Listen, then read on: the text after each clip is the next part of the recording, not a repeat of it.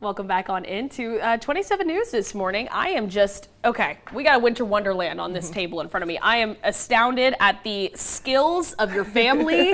Of course, this is Laura Burton here with me today with the Kansas Children's Discovery Center. Good morning. I think we're making snowflakes. Well, you've got a good idea. Absolutely. I think we should make snowflakes. Yes. Let's do that. Okay. Let's do that. So, you know, sometimes when you talk about at-home science with kids and how to teach them science and math, we do a lot of chemical reactions and more complex scientific concepts here.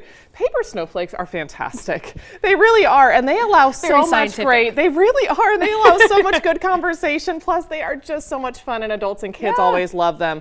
So, make some paper snowflakes. We're going to do a few here. Do some here today. Yeah, absolutely. And we're going to also talk about ways to kind of elevate the learning with your kids when you're doing this at home.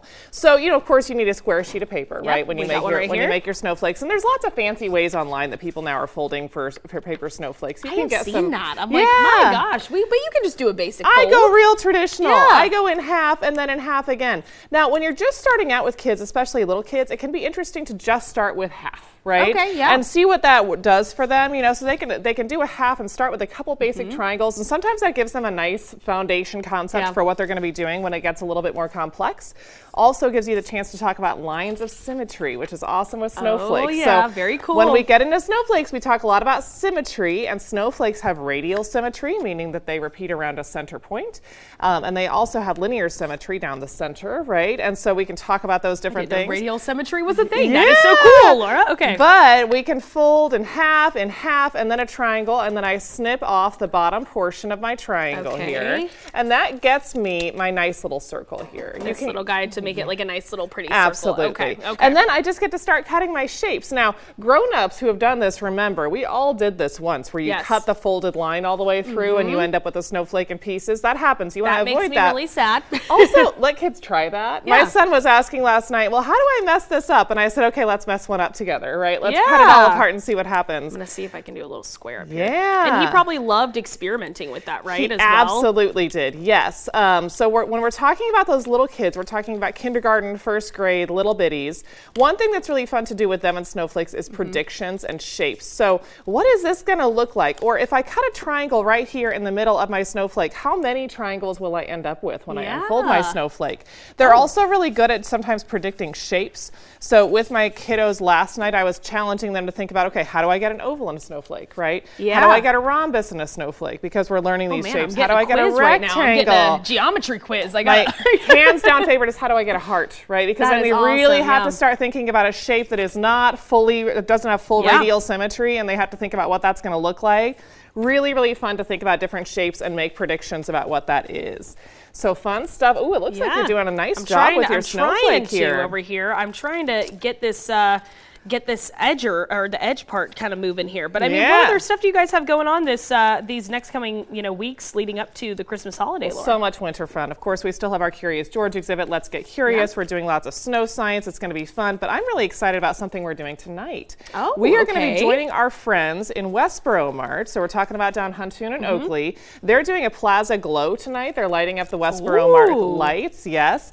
And the Discovery Center is going to be there with our mobile museum. We're going to have some off-site activities. Oh, how fun. So we have just small travel versions of our museum exhibits that we take out to lots of different places all over the state of Kansas. We've served almost 15,000 people now in the mobile museum since it started in 2018. That's quite the success, I would say, right? It is fantastic. Getting outside the museum is a lot of fun. And so we're going to be in Westboro Mart tonight with lots of cool activities. We're also going to be making some snowflakes. So if this looks like fun to you should definitely join us, as well as some light experimentation, some sensory play, dramatic play, lots of fun. And at 6 o'clock, we get to flip the switch on the lights. My family and I are going to be there helping out with that, along with lots of other partners. I did my outsides, I think, the opposite way to make it look different. This is a fantastic. I tried to make it cool looking. I don't know. This is that's a really great snowflake. I see a lot of things I really like about that. Look at all your awesome shapes and your edging. Thank you. Oh man. Well, I think that it's a great opportunity for kids to hypothesize too. What shape is it gonna reveal? What what is it gonna look like in total, the design. You know, there's so many different ways you could play at this. This is solid geometry. It really is. It's wonderful. Now, the only downside of this is you get all these. What was it we were calling them earlier? Schnibbles, little right? schnibbles here. This is the new name for these, is schnibbles. I think we need to popularize this. Becky brought that over to us.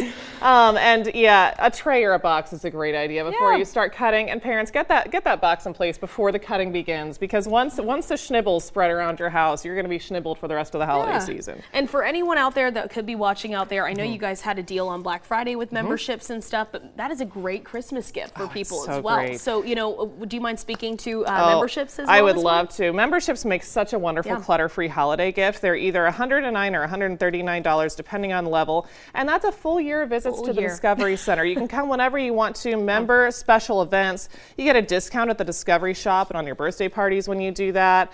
But what a fantastic way to give an experience instead of a thing, right? Yeah. You will never step on a Discovery Center membership on your floor in the middle of the night if that's what you get for your kids, right?